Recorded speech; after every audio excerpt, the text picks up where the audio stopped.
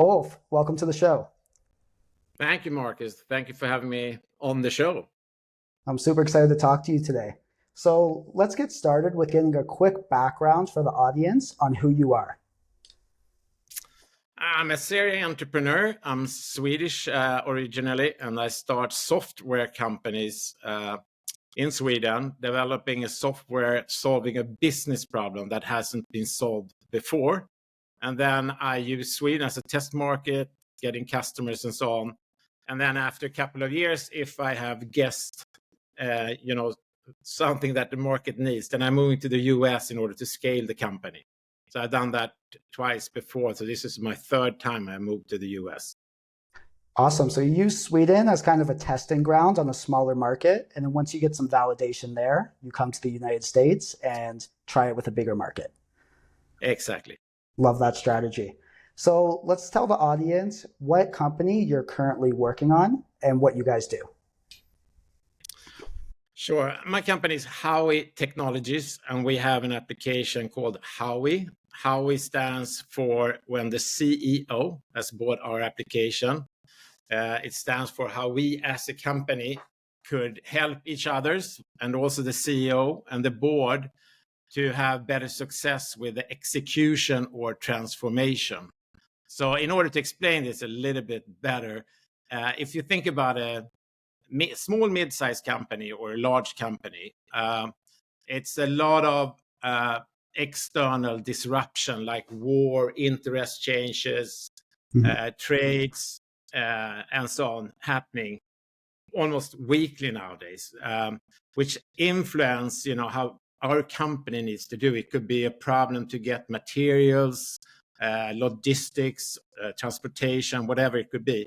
And me as a CEO needs to make a lot of different type of decisions. And the problem is normally, how could I get my managers and all my employees to help me to really focus on whatever we need to focus on?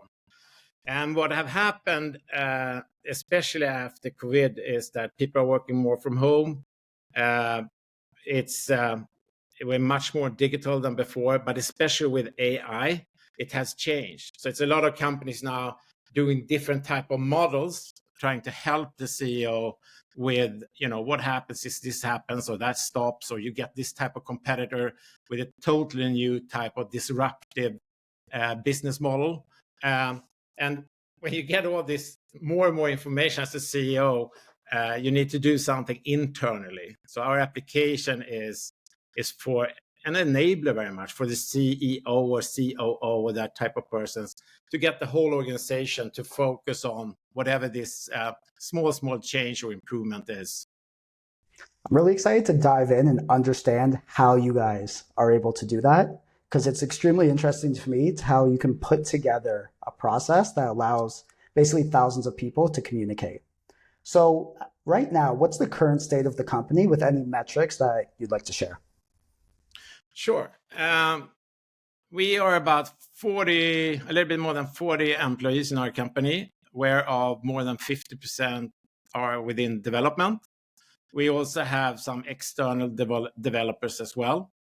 And then we are focusing on the US. So I'm here in order to build up the US organization with sales and marketing, especially looking for management consulting companies that has this type of end customers we are looking for.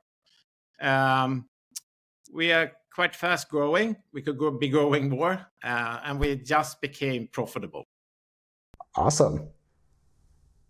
Congratulations. So I'd like to get an understanding, Ulf, of what kind of companies would use your software in terms of the revenues or the company size of your clients, because I imagine they're in the thousands of employees, and then also what industry specifically you guys are targeting. Sure. We always brag about the big customers we have. I'm not allowed to tell them, but I mean, we have some of the largest pharmaceutical companies. We have some of the largest banks, and that type of campus with 5,000 or even 20,000 type of employees. But our software, when we started, it was actually done for smaller companies in the beginning. So the companies have become bigger and bigger, but you have a use of this type of software already after you are like 50 to 100 people. When you're starting to not have a chance to be, personal and very, very involved in every employee, then of course it's a even better need, or bigger need of our software. But if you take a mid-sized company, which is our traditional type of customer, Mhm. then it's the business value, so to say, is to shorten the timeline. So from that, you do a decision as a CEO or an executive team until you get the alignment and you get the whole organization to understand what's in it for me and be aligned, and also start to do more correct activities, what we need to do today in order to improve tomorrow on top of what we normally do, to shorten that timeline so you could measure that you reach the financial improvements faster. That's very much the business value with the application. It's also that you could measure the activities. So you're not just doing a lot of activities, but you could also see that those activities actually leads to an impact and leads to financial results. So the activities are connected to the financial results, which are very unusual. And then it's predictable as well. Mhm. So you guys will work with this. I'm going to try to summarize it so I'm sure that I understand. So you guys will work with the CEO to identify a strategy or an initiative that an organization wants to take.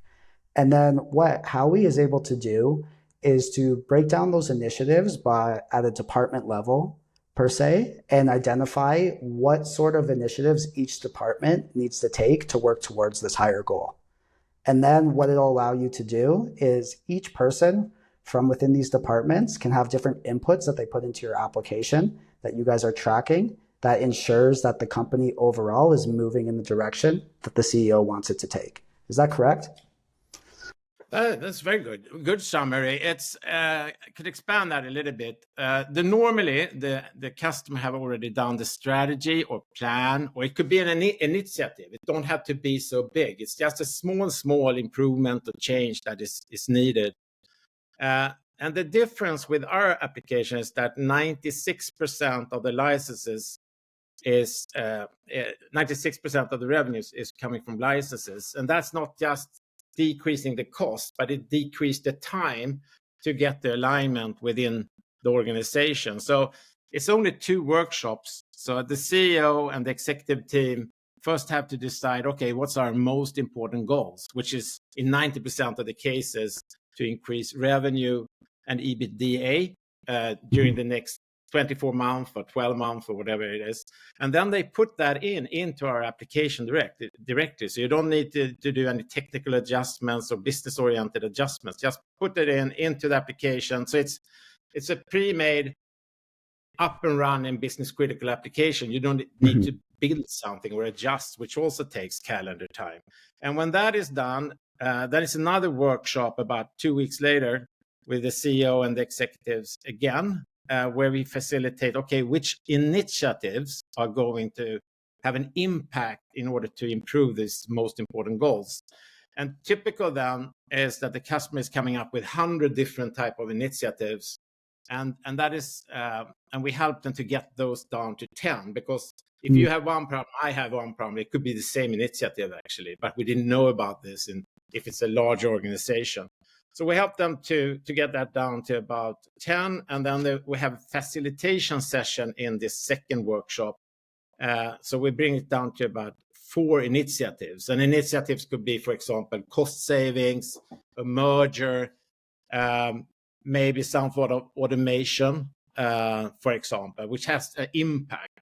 So it's very much about the CEO and the executive team to prioritize and focus, because the other 6 initiatives, for example, they also need to happen, but maybe not from day one. They could happen after 3 months or 6 months. And the prioritization is done based on money and calendar time. So what gives us most money and impact on the shortest timeline. But After that, that's very unique that you don't have to build anything. It's just up running. After that, we have a role-based library. So after that, our product is taking over very much in order to make this plan and these goals understandable, actionable, and what's in it for me for each role. So if you're in finance, let's say you're manager in finance, where you are a little bit further out in finance, that's different roles. You're in IT, you're in sales, etc., etc. So what happens then is that the time from they decide something until I, as an employee, maybe 8 levels below, understand what I could do, how I could contribute, that time is shortened very, very much. So it makes it more interesting for me. So that's how it works. And so what we have done during the last 8 years is very much to create the product which is better and better also for large organizations where it's many levels between the CEO and the employee. Because if it's many levels, then it's also more difficult to be motivated. How could I impact? How could I help? Versus if you and I at least meet then and then, it's only 3 levels between us, then I probably would like to help you and I'm more motivated. Mm-hmm. So there's a few directions that I want to go after hearing all of that. The first one I want to ask, does each employee within the organization eventually move on to being on the Howwe application? Yes. Okay. And yes. Okay. So there's a few questions I have around that, but I'll get to that after. I want to start with the workshops and really understand that process. Because if you're working within a large organization, with a large organization of 1,000, 5,000, 10,000 employees, I imagine there's a lot of decision makers within those organizations in various departments. So I'm wondering how you guys are able to organize those workshops and really identify who are the people that you need to have a part of these workshops in order to make company-wide change. Because I imagine the logistics of that can be quite complicated if it's not very organized. Yes. First of all, we're a little bit different versus many other companies because our application is developed from a CEO perspective. Okay. And it's a top-down process. So we have been talking 20 years now how important it is with bottom up, but we have a top-down, bottom up. So in our methodology, in our product, means that you as the CEO have to prioritize first. So if I report to you and you're the CEO, it's difficult for me to help you if I don't know what's most important for you. I can't help. I can't do a lot of different type of things. If you get further and further down in an organization, it becomes just more and more processes, more and more data and so on. So prioritization of the top-down process is one reason why this works. Mm-hmm. But the top-down is also bottom-up. So if I'm reporting to you and you're telling me, what's your focus is, what's most important, then it's up to me and my team reporting to you to come up with how we think we could contribute and help you in the best way. But you have a veto. So you could say that, get back, rethink this. But you don't tell me what to do. And that's called bottom up. Okay. So that's, and by doing this per level, so if you think about the CEO and the executive team, they first agree about what we should focus on, the most important goals. What should we, we don't try to do everything better, right? Let's try to do something really better, which is normally revenue and profit according to some sort of initiative or plan, right? Mm-hmm. So let's focus on that and make sure that happens through the whole company and we get the financial effects of that before we start to do the next thing and the next thing. And that's why it works. So when we started the company 2012, we needed about 70% consulting added to our product because when the CEO had bought our product, you have a lot of resistance in the executive team, managers, and also from the employees. So we needed to very much add that type of consulting in order to get the buy and get people to understand why and so on. And then already 2016, we had like 50% consulting, 50% license revenues. And since 2020, we have 96% license revenues, as I said before. So what we have done is that we have built in what's needed in order to not just do something that is great for the CEO, but also that that helps managers and especially the employees. So the employees is not just doing activities and telling how many activities have you done or something, but so the employees feel that they are involved. They could see what financial impact they have, and they could improve their self-confidence very much. Awesome. So one of the things I want to try to understand is what exactly was the consulting service that you guys initially started with back when you started the company, and then how you were able to move more of the consulting revenue into the licensing revenue, and understand what that transition looks like in terms of, at the end of the day, what value was the client getting when they were getting more consulting, and now later on with licensing. So do you think you could dive into what a typical consulting engagement would have looked like 10 years ago, and then how you guys were able to move those engagements more into the platform and transition to more licensing? Sure. It would be a long answer, but I think that's needed in order to understand the problem. When you're talking about doing something which includes all managers and all employees, right? It's not only about technology. If the CEO is using an application, some managers are, some employees are, but many are not using the application because it doesn't give anything, right? Then it doesn't matter how good the application is. So one important thing here is resistance in the organization. I don't have to be resistance that I don't want to. It could also be that I already have so much to do based on what I'm paid for. So once again, if I'm reporting to you, if you are actually telling me what I should do, you are giving me the salary and so on. And that's what I'm doing 8 hours per day. And that's how you measure me. The difference now is that the CEO above you want me to do something more on top of that, right? I mean, I'm not even paid for it. And the CEOs know I'm not reporting directly to the CEO. So it's quite complicated, not only when it comes to the technology, because you need something that works for the CEO who would like to be on the application like minimum, maybe 15, 30 minutes per week, right?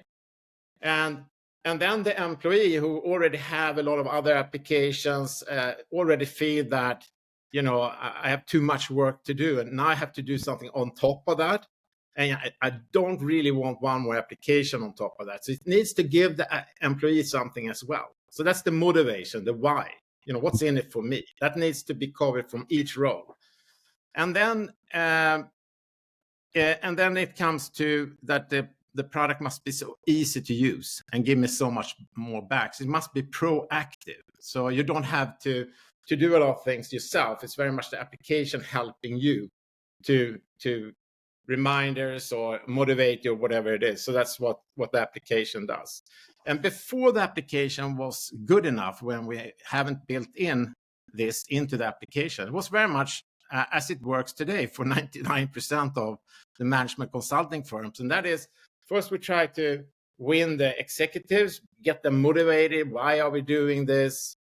Why is this so important on top of what you are in charge of in your silo or your P&L? And then you take the next layer and do the same. And finally, you get down to the employees and you try to motivate them. We're going to change. We're going to develop ourselves. That's great. This is on top, but it's just for a short while. The problem is that with continuous disruption, you have continuous transformation, right? So you need to involve the employees and the managers so they become better and better and more aligned, not just then and then. Every week, every day. And that's what we have built into the application. Okay. When you guys are connecting with CEOs and you're selling your solution to the CEOs of large companies, do you guys face objections with introducing a software that the whole company will have to adopt, as the companies can often have many employees who need to be on this app? Is that a point of friction when making sales? Joking. No, it's so funny, but it's have been the same for all my companies because I'm first, right? So I have about 50% of all CEOs I'm meeting with is just very much saying that the door is over there. They don't want an application. They used to delegate. Many of them, it's also a generation shift. Many of them are not used to have to use the computer. And the problem has been for that generation, that type of CEOs before have been very much that you're following up. So you get a report from finance, you get a report from sales, you get a report from someone else, right? You're just collecting data. Very much like many of these tools that you have on the market. They are just collecting data. They don't really want to have an application like ours where you could actually drive. No, you don't just get the information, you actually try to do something proactive about it. So it's about 50%, and 3 years ago it was about 90%. So it's moving in the right direction. So it's more and more CEOs understand that you can't just talk and work with Excel, right? And I normally compare this. If you're a head of finance, think about it that you don't have a financial application. Or think about that you're head of sales and you don't have a CRM application, right? And the most important person, the person who, according to McKinsey, has a 45% impact if something is going to happen or not, that's the CEO.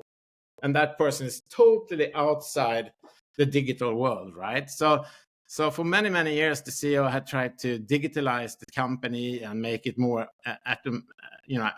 automatic and digital. But himself or herself is standing outside this digital world. And when I'm saying that the CEO is using the application, you don't need to be that you're using it, doing everything, but you could do it together with someone, with the COO or CFO or someone else. But if the whole organization is trying to improve the company, working in the application, and the CEO is not even in the application 15 minutes or 30 minutes per week, then it's something wrong. Mm-hmm. So, especially, Marcus, if I could just interrupt, especially when the return of investment is 8 to 25 times already within 12 months. So it's, the result from this is enormous. It's just so much more efficient than how they have been working before, which have been very much to delegate something. But the problem when you delegate something is that you don't solve the cross-functional challenges. That was a great segue, because I want to ask you now what the KPIs are that you're looking at when a company is adopting Howwe, and then how you guys measure that over a 12-month span. So it's a perfect segue to the next question. As that everything is measurable, so you put in these most important goals. So let's make it easy. That one of the most important goals is to increase EBITDA from on top of what you always have done, right? So it's to increase EBITDA based on that we're going to acquire a company, or we are going to come out with a new product line, new services, or something we have developed with AI. It's something new on top of the ongoing business. And then let's say that is worth $2 billion. Then you put that into the system. And then the system could tell you, okay, how much money should we then have done, not just 2 years from now, but 1 year from now, 6 months from now, and 3 months from now, and 2 months from now. Okay, so then you have the money in the application. Mm-hmm. Then, as I said before, the impact are done based on initiatives. So what could impact this increased EBITDA in this example? Cost savings, of course, but it could be some other initiatives as well. And below that, you have activities. Which activities are needed from the managers and from the employees? So those activities, they are measured then with KPIs. And everything is actually measured. The only difference with our application and many other applications is that if you and I are doing something and we have improved activities or KPIs, we could trust them that they are connected then with the financial improvement. Because otherwise it could be that we are improving a lot of KPIs, we are working hard and so on, but it's not sure that we are doing that in the same direction as the rest of the company. So it's not sure that that is within what we have decided to focus on. So that's very unique. So for example, in our application, as a CEO, you could go in and you could see directly, okay, the $2 billion with 4 months into the improvement, how much have we reached? And then you can see that from those 2 billion, we have already reached, like, let's say, 10% in money, or the same with revenue and what you have decided on the top. And of course, you don't just want to know that all different processes, improvements are on plan. And then later on, if we feel, oh, we are delayed, we didn't get the change we wanted. So here you're measuring what you're actually interested of per level. Mm-hmm. So what I'm taking away, and it seems like a lot of the value here is bringing a very well-defined and laser-focused organizational structure to the initiatives of the company. So you start with the CEO, you have the large goal that you want to hit, you're able to perpetuate that down to the rest of the company, ensure that everybody's on track, and then you can measure the progress towards that goal over the course of the time that they're using Howwe. Is that correct? That's correct. And that's correct, yes. And also, it's not just measuring the goals, it's also that you have a way to communicate. So if you're the CEO, for example, you could in an easier way reach down to the employees, but not only maybe the CEO down to the employees, but also my manager. So you get aligned, everything is built in. You also have like a 15 minutes acceleration meeting every week where you get feedback, where you and your team could see that we are still on track. What did we commit to last week? What have we achieved? And you could see the financial impact in 75% of all the teams. So we could also see how much money have we saved to the company, or if we have improved the quality, what is that worth in money, and so on. And that's why the self-confidence is going up, and also the employee satisfaction scores is going up, because especially in the larger companies, it's very many people going to the office or to the work, and they don't really know if they are doing a good job or bad job. They really don't know what they should focus on, and so on. And with our application, it becomes much more, you release time so you could focus on what's really important, but you also, it's very clear that you don't have to do something else. So you get help to focus and prioritize, and you feel better then, because as you know, in companies, people are normally reacting very stressed. They have to cancel meetings, push meetings, etc., etc. Typical how it has been. And we are moving into now where it's more a proactive, continuous improvement. That's the time we're moving into. I love it, because in life in general, when you're focused towards something, that's when you get the best results. So I love how you're bringing that to structures that can typically be very hard to coordinate through a large amount of people. So last week, I interviewed a founder named Adam Robinson, and he had 2 companies. And I was asking him about some of his marketing initiatives for these companies. He had one company, it's called retention.com, which sells to big Shopify stores. And he was usually meeting the owners of Shopify stores who are very large companies. So I was asking him how he would start those conversations. And one of his ideas was to buy a booth at a Taylor Swift concert and invite a bunch of people from these decision makers at these big brands to come in and enjoy Taylor Swift. And that's how they would start the conversation. And I found that interesting because he had another company where he used a lot of LinkedIn. He has a big following on LinkedIn. So a lot of his traffic for that other company, which was more focused towards B2B SaaS, but not the large corporations, he would find those people on LinkedIn. So I found that transition, or those strategies, very interesting between the 2 companies. So I'm curious at how you guys are starting those conversations with CEOs at large companies. Yes. And everyone believes it's so difficult to sell to CEO, presidents, and so on. It's not, if you're relevant, So what we do before we contact a CEO is that we figure out if this company is going as average within that market, or maybe a little bit better and maybe worse. So we started to talk from the customer's business challenge very much, and how much better it could become. And that's very relevant, instead of talking about our application and something similar. And after that, we came out with something to the market 3 years ago, which have helped us a lot, called assessment. So instead of jumping into the application, we have a 45-minute session with the CEO where we have questions which I very much strongly disagree all the way to strongly agree. And it's about the strategy or the plan or the initiative. And this is what the CEO is answering, right? The potential customer. And then it's about how well they have been able to do this type of improvements before. It's about if they have been able to measure the progress and connect it to money. And there's some other questions. And these questions are done in a very smart database. It's not soft. It's not. It's So you get very much. You have 40% chance to be successful next time you do your execution or your transformation.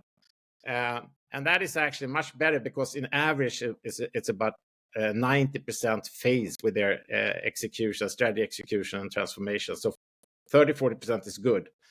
But we do this, and then we also find out that do you have the initiatives in order to do this improvement? And normally they don't have that. So if you don't, as a CEO, know the most important initiatives, how could then the rest of the organization focus? They don't, they know in the financial goal some sort of dream where we should be, but they don't know the initiatives.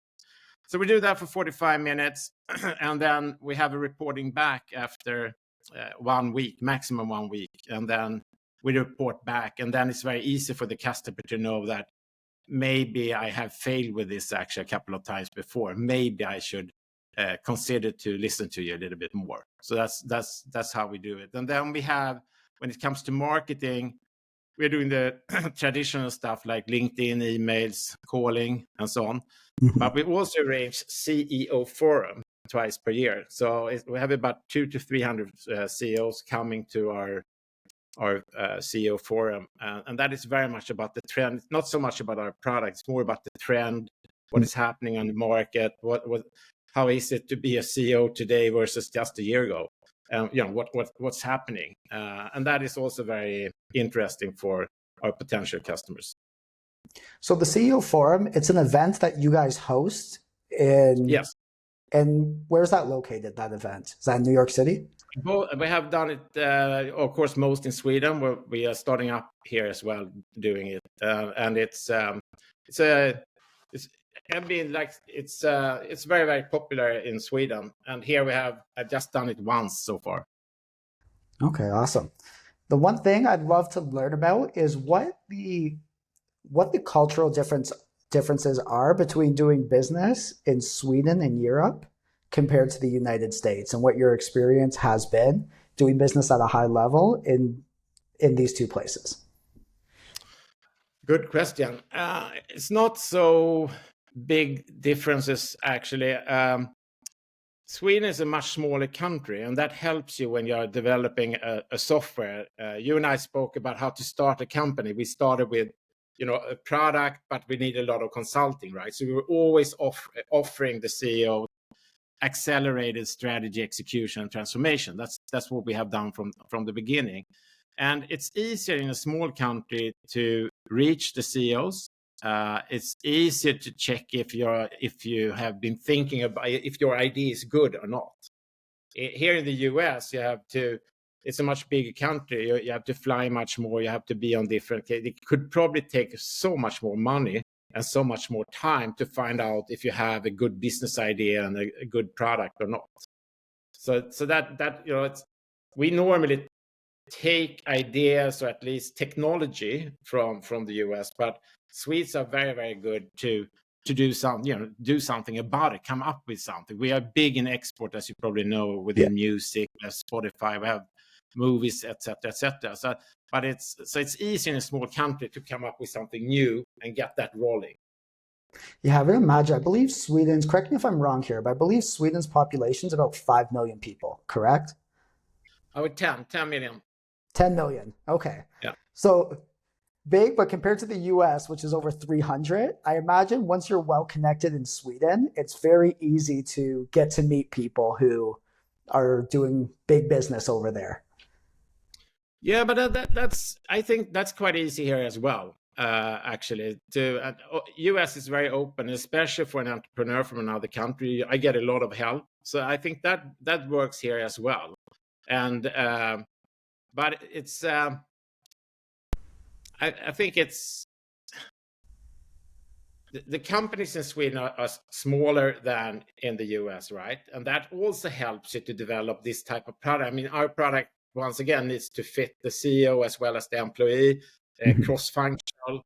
And what I didn't say before when you asked a really good question about, how it works is that our application is just taking care of what you have to do extra. So if I'm reporting to you and you pay my salary and I'm doing something 40 hours per week, right? On top of that, I have to do something. And that is what our application is covering for finance, that role, or sales, that role, et cetera, et cetera. And if we would do this from the beginning when the product was quite bad in the beginning for a large US company, I'm not so sure. But if we could start with quite small companies in Sweden, then move up, and like I said before, we have some of the largest companies in the world as customers today. But if we would have started there, I think that would have been very expensive and dangerous. Awesome. Ulf, as we start to wind down here, I have two questions for you that we'll use as we start to wind down the show. So the first one is, where do you see Howwe in 5 years from now? Our goal is to be the number one. We're saying that we are Salesforce, but for CEOs. So we believe that also the CEO will start to use a business critical application for improving what he or she is measured on. And we have a little bit of the same problems that Salesforce had like 30 years ago, that many people would like to stay with nothing or Excel, but it's moving in the right direction. So that's our dream, to become number one within this space.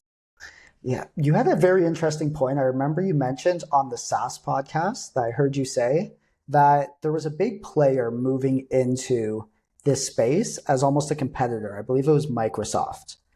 No, it was McKinsey. And you had a very interesting perspective where you said you love seeing that because that means that you guys are onto something, and that instead of competing for the pie, you can see that the pie is growing and there's more opportunities there. Yes. Yeah. But it's so funny because you asked me about before, about the CEO. I have spent 12 years developing a product for CEOs, right? And 5 years ago, very many said the door is there, and now it's becoming better and better. So it's more and more people actually loving me and the product. But that's a little bit funny that you do something, right? The second one is that McKinsey came out and started to talk about that the CEOs needs to change. And they can't act as they have done before. And once again, the CEO is not only the CEO, it could be working together with the CEO or CFO. But when it comes to this type of strategy execution and transformation, so they went out just a year ago in Q4 2023 and started to talk about this because that's their customers, right? And based on that, McKinsey have a great brand or reputation that have helped us a lot. So even if we're competing because they have a product called Wave, when they are doing their growth and transformation improvements for their customers, it really helps us because they are driving the market, and that have impacted the CEOs a lot actually the last year. It's helping us so much, and we are thinking in very much the same way. I love to hear that, especially knowing that you guys have been in this game for over a decade now, and you're seeing that headwind picking up there. Awesome. Well, yes. So what's one piece of advice that you would give to your younger self on your journey through entrepreneurship? A couple of them. First of all, if you're considering starting your own company, do it, and do it as early as you can. It's more complicated, and you get more costs and responsibilities as older you get. Yeah. Secondly, what I really have thought about during the years is it's not the money. It's actually the drive is that you're trying to do something you really, really believe in, and also that you develop yourself. You learn something every day. So that's a gift to learn something almost every day. And if you start a company, I think it's so complex today. So I think it's a great way to have something that is a product or almost a product and only offering one thing, and then try to do that offering and that product even better and better and better, because the competition is so hard today. So if you are trying to do several different things, listening to the customer, you'll end up as a low type of consultant company. Awesome. Ulf, and where can people go to find you online? They could find us. Our web is howwe.io. HOWWE.io. Awesome. Ulf, thank you so much for coming on the show. I've had a blast talking to you, and there's a lot of key takeaways I know I've learned and that the audience will really enjoy from this episode. Thank you, Marcus, and thank you for having me on the show.